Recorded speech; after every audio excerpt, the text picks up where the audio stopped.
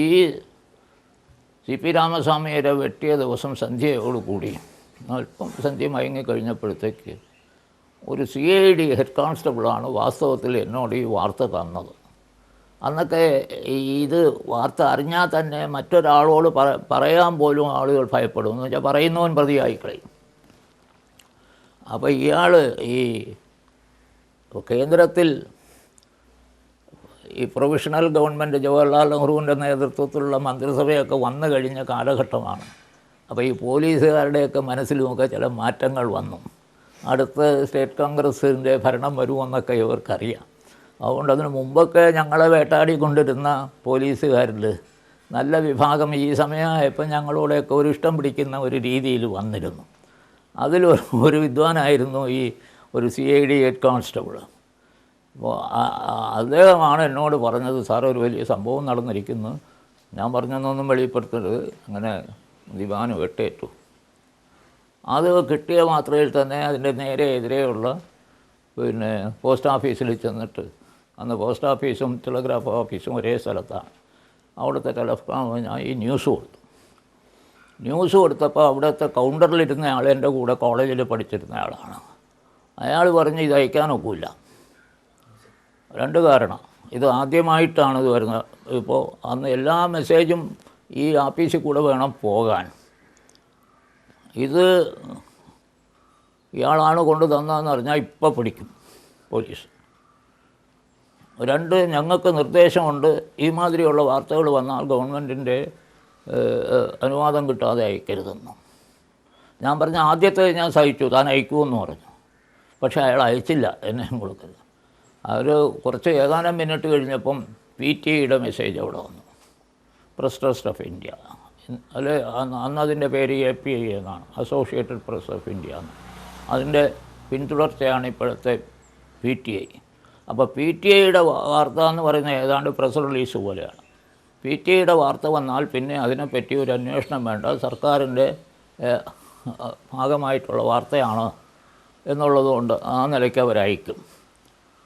അത് വന്നു കഴിഞ്ഞപ്പോൾ എൻ്റെ സ്നേഹിതൻ സോമശേഖരൻ നായർ അയാളെന്ത് ചെയ്തു, എന്നാൽ പിന്നെ ആദ്യം വിശ്വംഭരൻ്റെ ന്യൂസ് തന്നെ പോട്ടെ എന്നും പറഞ്ഞു എടുത്തയച്ചു. പിന്നീടാണ് അയാൾ പറഞ്ഞത്, പതുക്കി വെച്ചിരുന്നു എന്ന് ഞാൻ പറഞ്ഞത്, ഞാൻ സഹിച്ചു, നിങ്ങൾ അയക്കുമെന്ന് പറഞ്ഞു. പക്ഷേ അയാൾ അയച്ചില്ല. എന്ന് വെച്ചാൽ അയക്കുന്നയാളിനും കൂടെ അപകടം സംഭവിക്കും. അതുകൊണ്ട് അയാൾ അവിടെ പതുക്കി വെച്ചു. പക്ഷേ PTIയുടെ മെസ്സേജ് ചെന്ന് കഴിഞ്ഞപ്പോൾ എൻ്റെ മെസ്സേജ് ആദ്യം അയച്ചു, PTIയുടെ PTI അല്ല, അന്ന് APIയുടെ മെസ്സേജ് രണ്ടാമത് അയച്ചു. അതാണ് ഇത് ഇന്നത്തെ നിലയ്ക്ക് വലിയ സ്കൂപ്പോ അല്ലെങ്കിൽ പ്രാധാന്യം. പക്ഷേ അന്നത്തെ പശ്ചാത്തലത്തിൽ അതൊരു വലിയ ഒരു യുദ്ധം പൊട്ടിപ്പുറപ്പെട്ടു എന്നൊക്കെ പറയുന്നത് പോലെയുള്ള ഒരു ന്യൂസായിരുന്നു.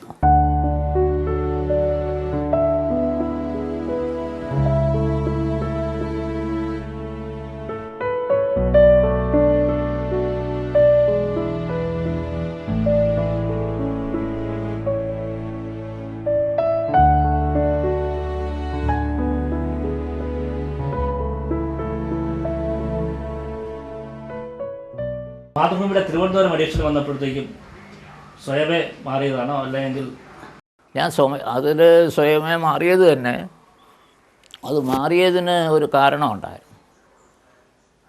ഈ തിരുവിതാംകൂർ കൊച്ചി സംയോജനത്തിൻ്റെ ചടങ്ങ് ഇവിടെ നടക്കുന്നുണ്ടായിരുന്നു. 49 ജൂലൈ 1-ാം തീയതി വലിയ ആഘോഷമായിട്ട് അസംബ്ലി ചേംബറിലൊക്കെ.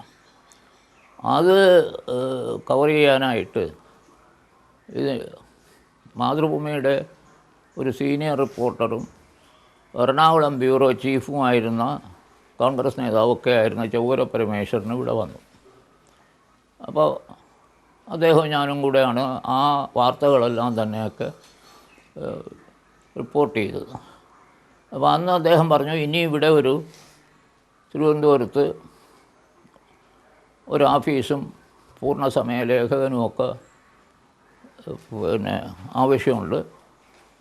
ഓഫീസൊക്കെ സ്ഥാപിക്കാനുള്ള നടപടികൾ കൂടെ സ്വീകരിക്കാൻ എനിക്ക് നിർദ്ദേശമുണ്ട്.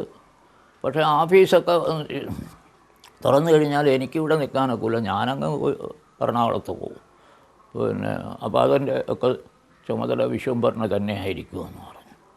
അങ്ങനെ ഞങ്ങൾ അന്വേഷിച്ച് പിടിച്ചൊരു, ഞാൻ തന്നെ, എനിക്കന്ന് സാമാന്യം തിരുവനന്തപുരത്തൊക്കെ കുറച്ച് സ്വാധീനമൊക്കെ ഉണ്ട് ചെറുപ്പം. വഞ്ചിയൂരൊരു കെട്ടിടമൊക്കെ കണ്ടുപിടിച്ച് ഓഫീസെല്ലാം തുറന്നു.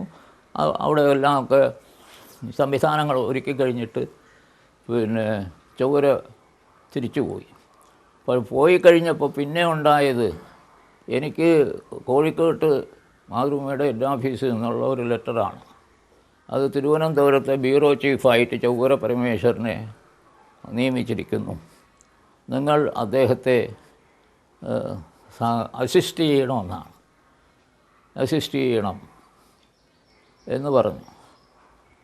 എനിക്ക് അപ്പോൾ പ്രായം കഷ്ടിച്ച് 23 വയസ്സൊക്കെ ഉള്ളുവെങ്കിലും ഈ രാഷ്ട്രീയ രംഗത്തൊക്കെ അല്പമൊക്കെ സ്വല്പം അറിയുന്നു. തിരുവനന്തപുരത്തൊക്കെ ഒരു അറിയപ്പെടുന്ന, ചിലപ്പോൾ ഒരു ദുരഭിമാനമാണെന്ന് പറയാം. അപ്പോൾ ഇവിടെ ഞാൻ തിരിച്ചെഴുതി അയച്ചു, ഈ തിരുവനന്തപുരത്ത് മറ്റൊരാളിൻ്റെ കീഴിൽ ജോലി ചെയ്യാൻ ഞാൻ ഉദ്ദേശിക്കുന്നില്ല. അങ്ങനെയാണ് അത് അവസാനിപ്പിച്ചത്.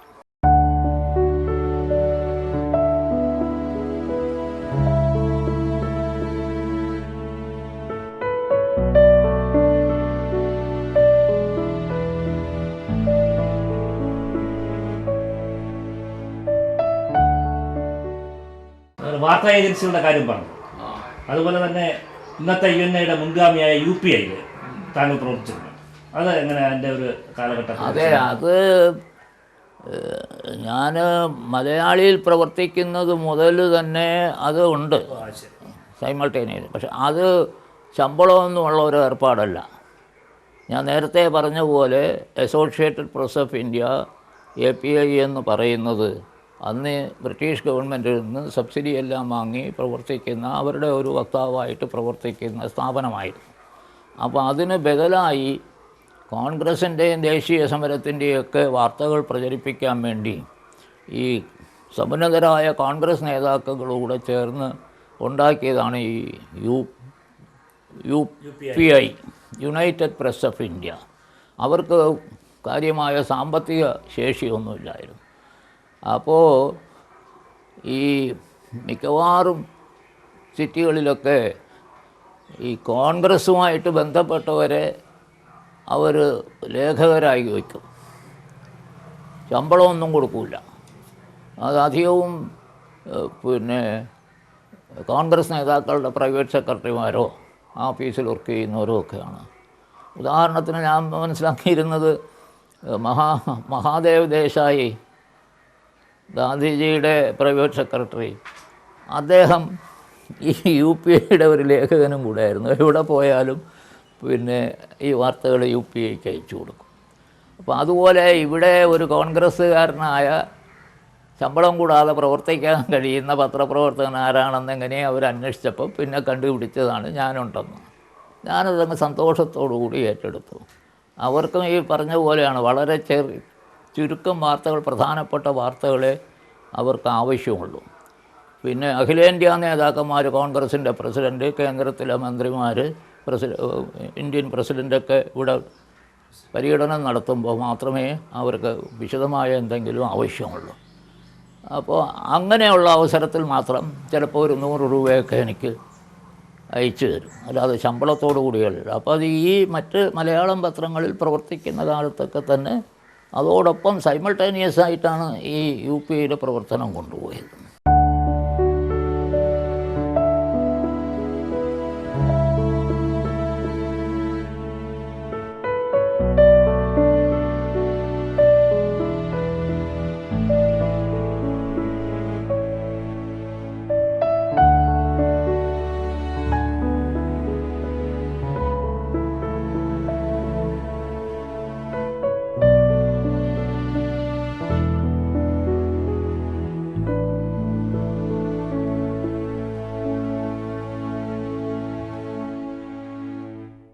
സ്റ്റേറ്റ് കോൺഗ്രസിൻ്റെ കാലഘട്ടത്തിൽ അവരുടെ പ്രചരണത്തിന് വേണ്ടിയിട്ട് ചില വാരികയോ മാസികയോ ഉണ്ടായിരുന്നല്ലോ, സ്വാതന്ത്ര്യ കാഹളം എന്നൊക്കെ പറഞ്ഞിട്ട്. അത് സ്വാതന്ത്ര്യ ലബ്ധിക്ക് ശേഷമാണ് അത് തുടങ്ങിയത്. ഇവിടെ തിരുവിതാംകൂറിൽ ഉത്തരവാദ ഭരണം പ്രഖ്യാപിച്ചതിന് ശേഷം കോൺഗ്രസ്സിനൊരു പത്രം വേണം എന്നുള്ളതിൻ്റെ അടിസ്ഥാനത്തിൽ കോൺഗ്രസ് നേതാക്കൾ കൂടി ഒക്കെ ഞാൻ നേരത്തെ പറഞ്ഞ പറവൂട്ടി കെ നാരായണപിള്ള, ഗംഗാധര മേനോൻ, സി നാരായണപിള്ള, ഈ ജോൺ ഫിലിപ്പോസ് ഇവരൊക്കെ കൂടെ തുടങ്ങിയതാണ്. പക്ഷേ അത് തുടക്കത്തിൽ അതിന് വലിയ ജനകീയ സ്വീകാര്യതയൊക്കെ ഉണ്ടായി. പക്ഷേ അത് മാനേജ്മെൻറ്റ് ശരിയായില്ല. അപ്പോൾ 2-3 കൊല്ലം കഴിഞ്ഞപ്പോൾ അത് നിന്നുപോയി. ആ പത്രത്തിലും ഞാൻ അതിൻ്റെ എഡിറ്റോറിയൽ സൈഡിൽ പോയി ശമ്പളമൊന്നും ഇല്ലാതെ തന്നെ കുറച്ച്. അപ്പോഴത്തേക്ക് എനിക്ക് അച്ഛൻ മരിച്ചു, വീട്ടുകാര്യങ്ങളും കൂടെയൊക്കെ നോക്കണം, സാമാന്യം കഴിഞ്ഞുകൂടാനുള്ള സൗകര്യമൊക്കെ വീട്ടിൽ ഉണ്ടായിരുന്നു. കുറേ നാളികേരവും ഇതുമൊക്കെ കിട്ടുമെന്നുള്ളത് കൊണ്ട് ഈ പഴയതുപോലെ ശമ്പളത്തിൻ്റെ ഒരു ആവശ്യം വന്നില്ല. എങ്കിലും പത്രപ്രവർത്തനം തുടരണം. പിന്നെ അതെനിക്ക് ഇഷ്ടപ്പെട്ട ഒരു തൊഴിലാണെന്ന് വെച്ച് ഞാൻ പിന്നെയും പിന്നെ ഈ ദേശബന്ധു എന്ന് പറയുന്ന പത്രത്തിൽ അതിൽ ചേരുന്നതും അതിൻ്റെ ഉടമസ്ഥനും ചീഫ് എഡിറ്ററുമായിരുന്ന KN ശങ്കുണ്ണിപ്പിള്ള അന്ന് MLA ആയിരുന്നു കോൺഗ്രസിൻ്റെ. അദ്ദേഹം അങ്ങോട്ടെന്നോട് ആവശ്യപ്പെട്ടിട്ടാണ്. അദ്ദേഹത്തിന് എന്നെ പരിചയമുണ്ടായിരുന്നു. അപ്പോഴത്തേക്ക് ഈ ഇവിടെ പെട്ടെന്നാണുള്ളയുടെ മന്ത്രിസഭ പോയി, പറവൂട്ടി കെ നാരായണപിള്ളയുടെ മന്ത്രിസഭ വന്നു. അപ്പോൾ ആ ഭരണമാറ്റത്തിന് KN ശങ്കുണ്ണിപ്പിള്ള എതിരായിരുന്നു. ശങ്കുണ്ണിപ്പിള്ള പെട്ടെന്നാണുള്ളയുടെ ആളും അദ്ദേഹത്തിൻ്റെ എതിർ ഭാഗമായിരുന്നു TK നാരായണപിള്ള. അതുകൊണ്ട് സർക്കാരിനെതിരായിട്ടൊക്കെ എഴുതാൻ വേണ്ടിയാണ് അന്ന് ഇവിടെ പിന്നെ അവർക്കൊരു സ്ഥിരം ലേഖകനുണ്ട്. ഞാൻ നേരത്തെ പറഞ്ഞ ദൈനംദിന ജോലികളെല്ലാം അയാൾ ചെയ്യും, ഈപ്പൻ എന്ന് പറഞ്ഞു. ഞാൻ ഈ രാഷ്ട്രീയ കാര്യങ്ങൾ അത് ഈ ഒരു ചായ്വോടുകൂടി സർക്കാർ എതിരായിട്ടുള്ള വാർത്തകളോ സ്റ്റോറീസോ ഒക്കെ സംഘടിപ്പിച്ചയക്കണം. പത്രപ്രവർത്തനം സംഘടിപ്പിക്കുന്ന കാര്യത്തിൽ താങ്കളാണ് ആദ്യം. അതെന്താണെന്ന് വെച്ചാൽ ഈ രാഷ്ട്രീയ പ്രവർത്തനത്തിൻ്റെ ഭാഗമായിട്ട് തന്നെ ഞാൻ ഈ പ്രദേശത്ത് ചില ട്രേഡ് യൂണിയൻ സംഘടനകൾ സംഘടിപ്പിച്ച് രജിസ്റ്റർ ചെയ്തൊക്കെ അതിൻ്റെയൊക്കെ നേതൃസ്ഥാനത്തുണ്ടായിരുന്നു. അപ്പോഴാണ് അന്ന് യാതൊരുവിധ സേവന വ്യവസ്ഥ അങ്ങനെ ഒന്നുമില്ല. പിന്നെ ഒരു വൈകുന്നേരം ഒരുമിച്ച് കാപ്പി കുടിക്കുന്ന ഒരു ഏർപ്പാടെന്നുള്ള നിലയ്ക്ക് ഞങ്ങളൊന്ന് കൂടിയതാണ്. അക്രഡിറ്റഡ് കറസ്പോണ്ടൻസ് എന്ന് പറഞ്ഞൊരു 10 ആളെ ഉണ്ടായിരുന്നുള്ളൂ. ഞങ്ങളാണ് അത് തുടങ്ങിയത്. അപ്പോൾ ഇതൊന്ന് വിപുലീകരിക്കണമെന്ന് പറഞ്ഞ് ചുരുക്കത്തിൽ പറയുകയാണ്. അപ്പോൾ ഞാൻ നിർദ്ദേശിച്ചു ഇത് ട്രേഡ് യൂണിയൻ ആക്കണം. ചിലർക്കൊക്കെ അതിൽ എതിരുണ്ടായിരുന്നു, അത് ഈ തൊഴിലാളികളുടെ ഏർപ്പാടല്ലെന്ന്. പക്ഷേ അതിന് സ്വീകാര്യത കിട്ടി. അങ്ങനെ Thiruvithamkoor Kochi working journalist association എന്ന് പറഞ്ഞ് പിന്നെ അത് ട്രേഡ് യൂണിയൻ ആക്ട് അനുസരിച്ച് രജിസ്റ്റർ ചെയ്തു.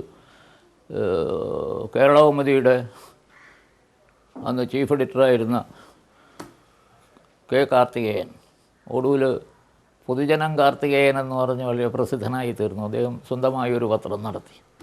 അദ്ദേഹം പ്രസിഡൻറ്റും ഞാൻ ജനറൽ സെക്രട്ടറിയുമായിട്ടാണ് ആദ്യം തുടങ്ങിയത്. ഈ അച്ചടി മാധ്യമത്തോടൊപ്പം ഇന്നത്തെ ദൃശ്യമാധ്യമങ്ങളാണ് പലപ്പോഴും അജണ്ടകൾ സൃഷ്ടിക്കുന്നത്. അപ്പോൾ ഈ ദൃശ്യമാധ്യമവും പത്രമാധ്യമത്തെക്കുറിച്ചൊന്നൊരു എനിക്ക് ഈ ദൃശ്യമാധ്യമത്തെപ്പറ്റി വലിയ വിവരമൊന്നുമില്ല. അതിൻ്റെ സാങ്കേതിക വശം അതൊന്നും അറിയില്ല. ഞാൻ ഈ TV കാണും, അതധികവും ന്യൂസ് കാണാൻ വേണ്ടിയാണ് TV വെക്കുന്നത്. ഈ ആളുകളുടെ മനസ്സിനെ കൂടുതൽ സ്വാധീനിക്കുന്നത് പിന്നെ അച്ചടി മാധ്യമത്തെക്കാൾ പിന്നെ ഈ എന്താണ് ദൃശ്യമാധ്യമങ്ങളാണ്. അതിനെപ്പറ്റി സംശയമില്ല. പക്ഷേ എന്നാലും ഈ അച്ചടി മാധ്യമങ്ങൾക്ക് കൂടുതലൊരു ആധികാരികതയുണ്ട് എന്നൊരു തോന്നൽ പൊതുവേ ഉണ്ടെന്നാണ് ഞാൻ ഇപ്പോഴും ധരിക്കുന്നത്. എന്നുവെച്ചാൽ ഒന്ന് എഴുതി വെച്ച് അച്ചടിച്ച് വെച്ചാൽ അതൊരു ആധികാരിക പ്രമാണമാണ് എന്നുള്ളത്. അതുകൊണ്ടാണ് എൻ്റെ ധാരണ ഈ മറ്റേ ദൃശ്യമാധ്യമങ്ങളുടെ തള്ളിക്കയറ്റം ഇത്രയധികം ഉണ്ടായിട്ടും അതിനെ അതിജീവിച്ച് പിന്നെ ഈ പത്രങ്ങൾ ഇപ്പം നിലനിൽക്കുന്നത് അതുകൊണ്ടാണെന്ന് ഞാൻ കരുതുന്നു. അല്ലെങ്കിൽ ഇതിനു മുമ്പ് പാടെ അത് പിന്നെ തിരസ്കരിക്കപ്പെട്ടു അല്ലെങ്കിൽ തമസ്കരിക്കപ്പെട്ടു പോകുമായിരുന്നു.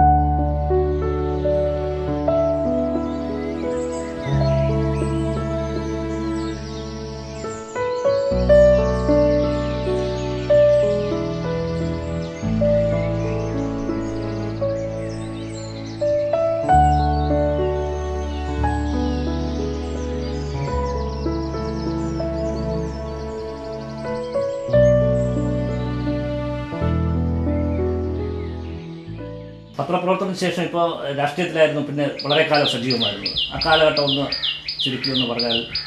ഞാൻ പറഞ്ഞല്ലോ, തുടങ്ങുന്നതേ രാഷ്ട്രീയത്തിലാണ്.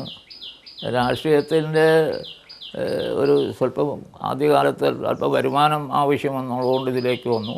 പിന്നെ അതെനിക്ക് പറ്റുന്നതും പിന്നെ മറ്റുള്ളവർ അംഗീകരിക്കത്തക്ക വിധത്തിലും ആ പ്രവർത്തനം നടത്തിക്കൊണ്ട് പോകാൻ സാധിച്ചപ്പോൾ അതിനോട് എനിക്ക് വലിയ ഇഷ്ടമുണ്ടായിരുന്നു. അതുകൊണ്ട് ഞാൻ ആദ്യം MLA ഒക്കെ ആവുമ്പോഴും ഈ ദേശബന്ധുവിൻ്റെ ആ പാർട്ട് ടൈം റിപ്പോർട്ടറായിട്ട് ഞാൻ പ്രവർത്തിച്ചു. മാസം 75 രൂപ അവർ തരുമായിരുന്നു. അതിലൊന്നും എനിക്കൊരു കൂസലില്ലായിരുന്നു. പക്ഷേ അവിടെ നിന്നും പിരിയേണ്ടി വന്നത് ഒരു പ്രത്യേക സാഹചര്യത്തിലാണ്. അത് ഇപ്പോഴും ഉള്ള ഒരു പ്രതിഭാസമുണ്ടല്ലോ. ഈ പത്രങ്ങളുടെ ഉടമസ്ഥാവകാശം മുതലാളിമാർക്ക് അവരുടെ സാമ്പത്തിക താല്പര്യങ്ങൾക്ക് വേണ്ടി ആ പത്രങ്ങൾ നിലകൊള്ളണം. അത് തന്നെയാണ് ഇപ്പോൾ ദൃശ്യമാധ്യമങ്ങൾക്കും ഉള്ളത്. അതെല്ലാം സർക്കാരിൻ്റെ ആണെങ്കിൽ, പിന്നെ ദൂരദർശനാണെങ്കിൽ അത് സർക്കാരിന് വേണ്ടി നിലകൊള്ളണം എന്നുള്ള അവസ്ഥ അത് അന്നും ഉണ്ടായിരുന്നു. അതുകൊണ്ട് ഞാൻ MLA ആയിരിക്കുന്ന കാലഘട്ടത്തിൽ PSPയുടെ മന്ത്രിസഭയാണ്, തിരുവിതാംകൂർ കൊച്ചിയിൽ PSPയുടെ മന്ത്രിസഭ. അപ്പോൾ ഞാൻ PSPയിലെ MLA, PSPയിലെ ഒരു പ്രധാന ഭാരവാഹി. ഞങ്ങളുടെ പാർട്ടിയുടെ നയം അനുസരിച്ച് ദേശസാൽക്കരണം ഒരു പ്രധാന ഇനമാണ്. അപ്പോൾ ആ കാലത്ത് കുറേ